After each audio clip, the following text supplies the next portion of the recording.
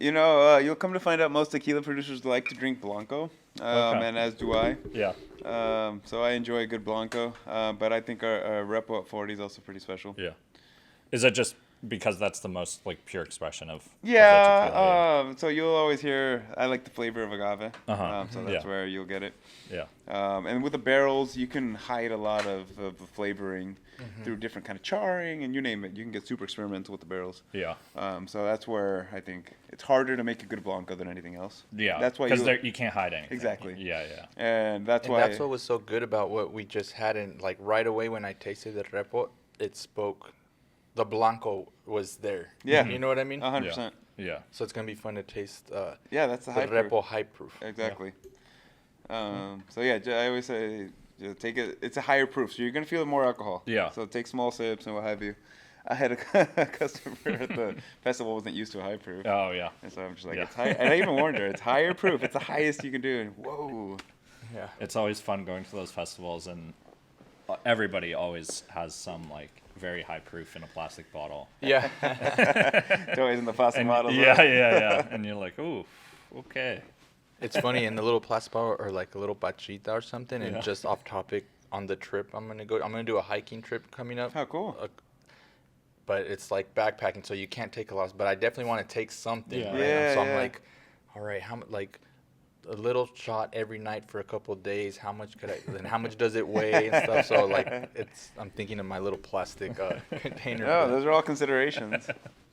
Well, we're back. We're just talking about this high proof Repo, so I guess we can introduce it officially. Yeah, talk to us about the high proof.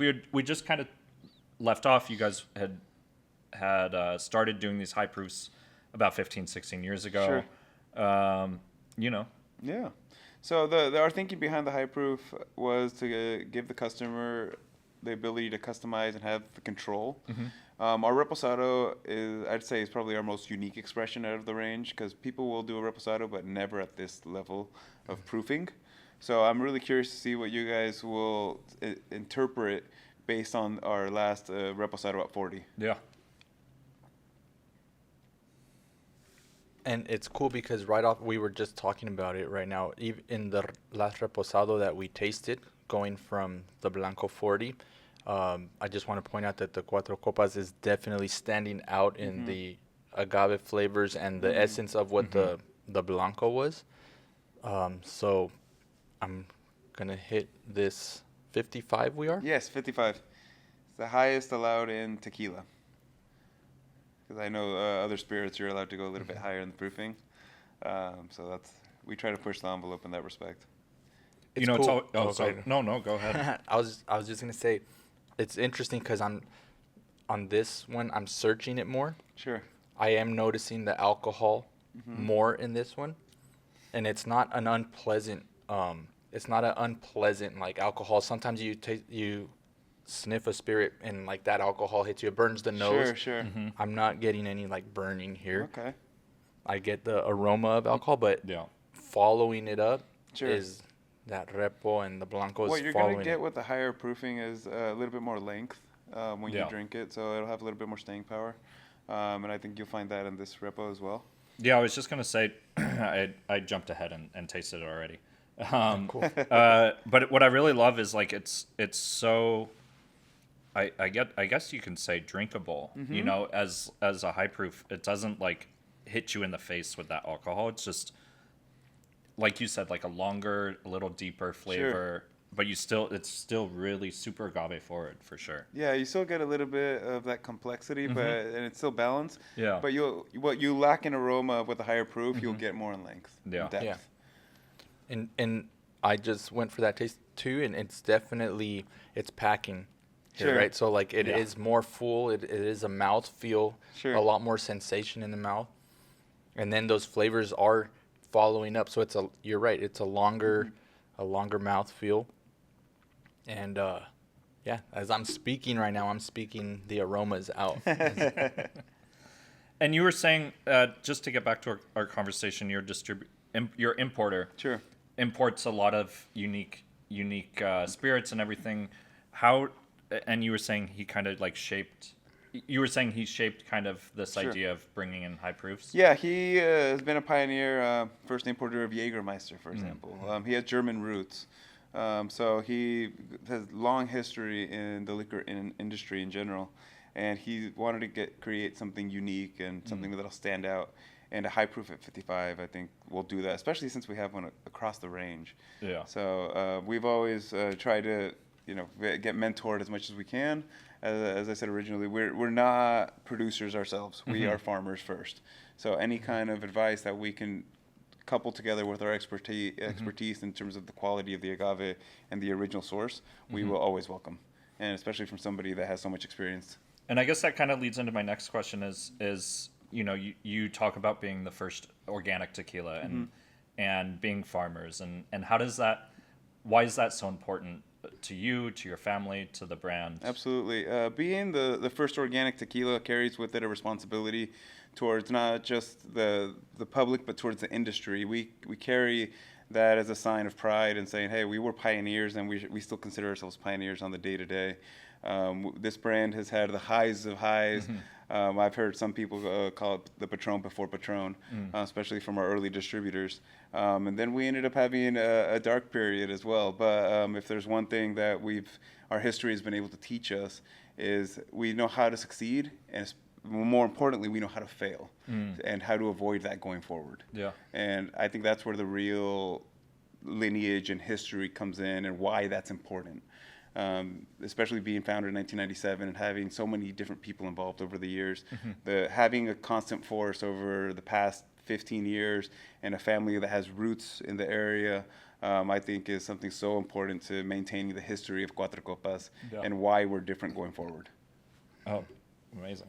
Yeah, I mean, I think you can jump in, but I think, especially in the, landscape that it is today, where, it seems like a new brand is popping up every day. Yes, absolutely. It is cool to see that there's that history there, and the pride in it's not just a marketing term that you like throw on the No, and I think obviously I speak fluent English. I was raised here in Southern California, but still have very strong roots in Mexico. My father always said he wanted his two sons to learn proper English. So he allowed us to be educated here in the U.S., and hence I'm very grateful for that opportunity. Hence, I'm able to explain it a little bit more. My father, it looks like the strong, stereotypical Mexican, where a big mustache and big personality as well. Yeah. But if there's one main takeaway, is that we put so much heart and love into this product, then we take such pride in having such a historical aspect within such an industry that is so well renowned. Sweet. And I was just gonna follow up and continue on the question of the organic certification for those that, because like you mentioned, Jack, not just a marketing term or not just something that's slapped on. Can you explain what it means to be organic certified and why that's important, and how that does differentiate in the world of tequila? Because I think a lot of people think, and myself included, would sometimes think like, well, it's organic certified, but it's like an organic product, because we assume that like, well, it's agave, water, and yeast, so like it's organic. But what does, if we could elaborate a bit on what that certification is? So the organic certification is unique in the aspect that we have a third-party agency come in and check. Especially, it focuses and centers around the growing of the plants. So we don't add any pesticides, any fungicides, any accelerants, any chemicals into the agave. That comes at a potential risk of infection for the plant. Sometimes you'll find even certain beetles will climb into the piña and start making holes, and most of the time you won't even notice. So we'll spot check the piñas randomly. We'll, for example, we'll hima one here and then one maybe in the middle of the field and what have you, to make sure the health of the plants stay continuous. But it does carry with it a huge amount of risk, and that's why you won't see a lot of the big producers focus in on the organic nature, because you might end up losing a field due to infection, and that's a huge amount of investment, especially if you've waited 4+ years, and all of a sudden you lose half a field. So we're proud to be pioneers in that respect, because we were the first ones willing to take that risk. But I know there's many brands, and I've spoken to many of these other owners that have said, well, we've been making it organic for all these years. We don't think there's much value to saying you're the first organic. And we said, well, no, with all due respect, we love your brand. You have an amazing product, but we were the first ones to say, come in, third-party company, and check. Yeah. And we take that with a lot of pride. Amazing. Cool. Yeah, that means a lot. I mean, the way you explained it, when you look at that, it's important to put things into perspective and take that conversation there because, I mean, I had that same question myself, but Sure. it does make a lot of sense when you start to consider that and consider the scenarios where that takes place. So that's good. And right now, as we're speaking, it's funny, we're speaking about it. The high proof Sure. is high proofing right now. I can like feel it. That mouthfeel is still there. And I'm curious, that brings me to another question, kind of taking it back a bit. From today, high proofs and the market that's high proof is in demand or somebody that might be new to high proof.